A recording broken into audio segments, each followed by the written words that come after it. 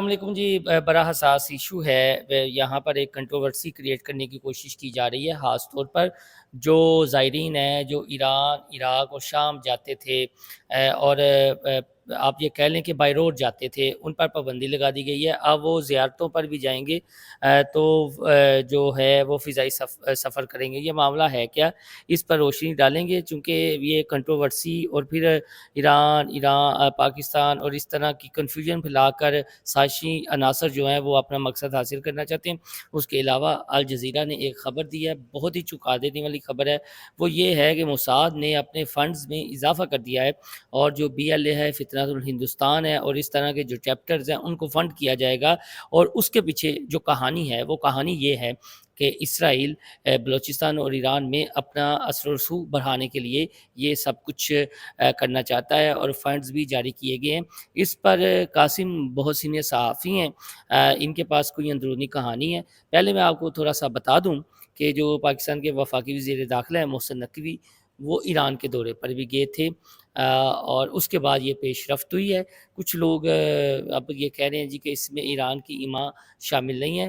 تو قاسم تھوڑا سا ہمیں وہ جو ایک خاص ٹرمنالوجی ہوتی ہے جو زیارتوں پر جاتے ہیں وہ کیا ہے اور کس قسم کی پابندی ہے؟ بسم اللہ الرحمن الرحیم۔ بہت شکریہ میاں محسن بلال صاحب آپ کا کہ آپ نے ایک اہم موضوع پر مجھے جو ہے وہ اپنے ساتھ لیا ہے۔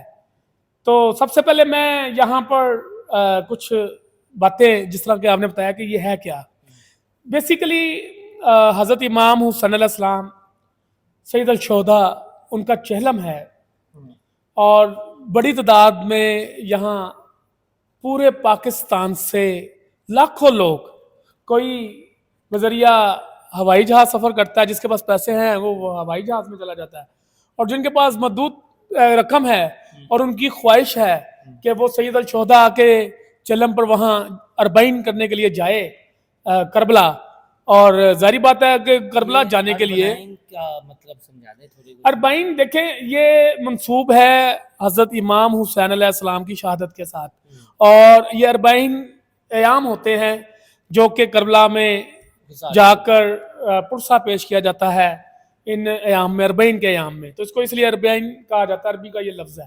لیکن جو سب سے ضروری اور اہم بات ہے، آپ نے دیکھا کہ ابھی چند دن ہی ہوئے ہیں کہ اسرائیل اور ایران کی جنگ ہوئی ہے، اور وہ سیز فائر ہوا ہے۔ جس طرح ہمارا اور انڈیا کا سیز فائر چل رہا ہے، اسی طرح اسرائیل کا اور ایران کا سیز فائر چل رہا ہے۔ لیکن خطرات موجود، آپ دیکھ رہے ہیں کہ ہمارے بھی جو جاسوسی طیارے ہیں وہ فضا میں بلند ہوتے ہیں، آپ اکثر دیکھ رہے ہوتے ہیں وہ ایپ کے ذریعے بھی، تو اسی طرح انڈیا کے بھی جو جاسوس طیارے ہیں وہ فضاؤں میں ہوتے ہیں، تو یہ جاسوسی کا سلسلہ بھی چل رہا ہوتا ہے۔ لیکن کیونکہ یہاں پر پاکستان سے لاکھوں لوگوں نے ایران کے اندر داخل ہونا ہے، اور ایران اس وقت جو ہے وہ کسی بھی قسم کا رسک لینے کو تیار نہیں ہے۔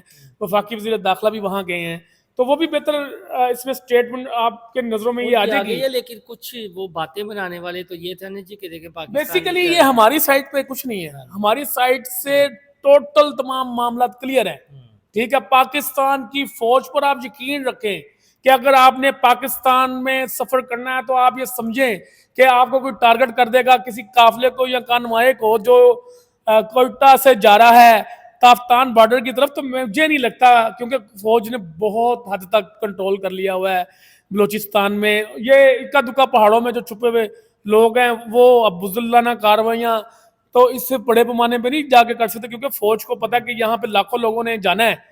تو بیسیکلی اس میں محسن نقوی صاحب نے کوشش کی ہے کہ وہ کسی نہ کسی طریقے سے یہ بارڈر کھلوا دیتے اور چلے جاتے، لیکن محسن نقوی کو جب ایک اسٹیٹ کہہ رہی ہے کہ بھئی آپ ابھی ہم رسک لینے کے لیے تیار نہیں ہیں۔ اور آپ کو پتہ ہے کتنے لاکھ یہ ڈیپورٹ کیے گئے ہیں افغانی اس جنگ کے بعد، اور جب پاکستان ایک پازیٹیو رول ادا کیا، ایران کو بھی پتہ چل گیا کہ رو کی پراکسیز کون سی ہیں اور موساد کی پراکسیز کہاں کہاں ہیں، اس کے بعد ایران تھوڑا سا جاگا۔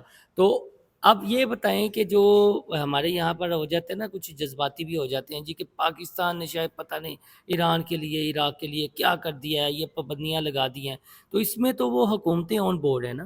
دیکھیں، اس میں جو ایران کی حکومت ہے، آپ ایک لمبی جنگ لڑ رہے ہیں اور آپ ایک ایٹمی ملک بننے جا رہے ہیں اور وہ کسی وقت بھی آپ بڑا دھماکہ کر سکتے ہیں, ڈکلیئر کر سکتے ہیں. ڈکلیئر کر سکتے ہیں کہ ایران جو ہے وہ ایٹمی ملک بن گیا ہے, اور پھر وہاں پر آپ کے جاسوسوں کے ذریعے سے پن پوائنٹ آپ کے جنرلز کو جو ہے وہ شہید کر دیا جائے, اور ان کی آپ وہ دیکھیں سائنسدان بھی جاسوسی شامل ہیں. کہ جاسوسی دیکھیں کہ ان کے جتنی ٹاپ لیڈرشپ تھی ان کو آپ نے شہید کروا دیا, تو وہ کون سا ملک ہے کہ جو کہ کہا جی ساڈے رستے کھلے نے تسی آئیو.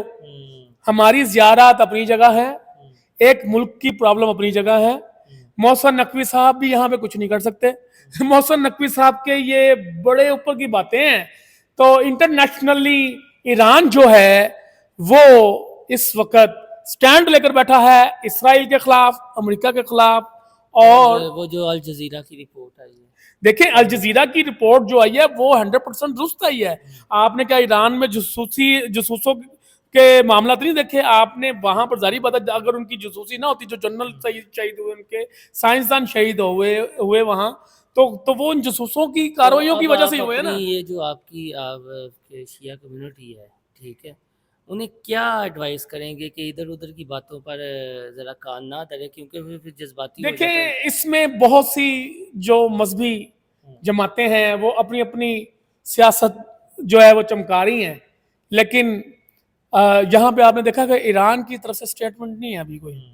بالکل, ہاں بالکل, ایران کی طرف سے سٹیٹمنٹ نہیں ہے, لیکن ایران اگر کہتا کہ جی میرے پاس نہ تسی آنا, تو وہ اس کی اپنی جگ ہنسائی ہوگی دنیا میں. ٹھیک ہے کہ ایران پتہ نہیں ڈر گیا کہ ایران کہہ رہا کہ تسی ساڈے ہل نہ آنا.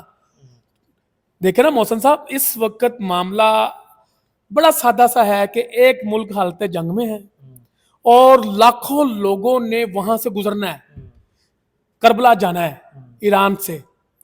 تو کون سا اگر بالفرض اگر یہاں سے پاکستان سے گزر کے کسی نے اگر چائنا جانا ہے اور پاکستان حالت جنگ میں ہے, تو افغانستان سے لوگ آ رہے ہیں, کہ ایک آن تو لائن کیا ڈیٹا آپ اس آنے طرح دیں گے ان کے کو؟ ڈیٹا بیس کر رہے ہیں, اسے ایک ڈیجیٹل سائٹ پہ لے کر جا رہے ہیں. آنے والے دنوں میں مزید اس سلسلے میں کچھ پیش رفت بھی ہوں گی, کچھ چیزیں سامنے بھی آئیں گی. دیکھیں جس اس طرح میں یہ بھی ہے مذہبی امور کے کہ ساتھ دیکھیں ایران کا جو اس وقت ایشو ہے وہ یہی ہے کہ ایران اپنے ملک میں کوئی بھی سیکیورٹی تھریٹ نہیں چاہتا, کیونکہ اس لیے نہیں چاہتا کہ اس کا غزہ کے قاتلوں کے ساتھ ویر چل رہا ہے.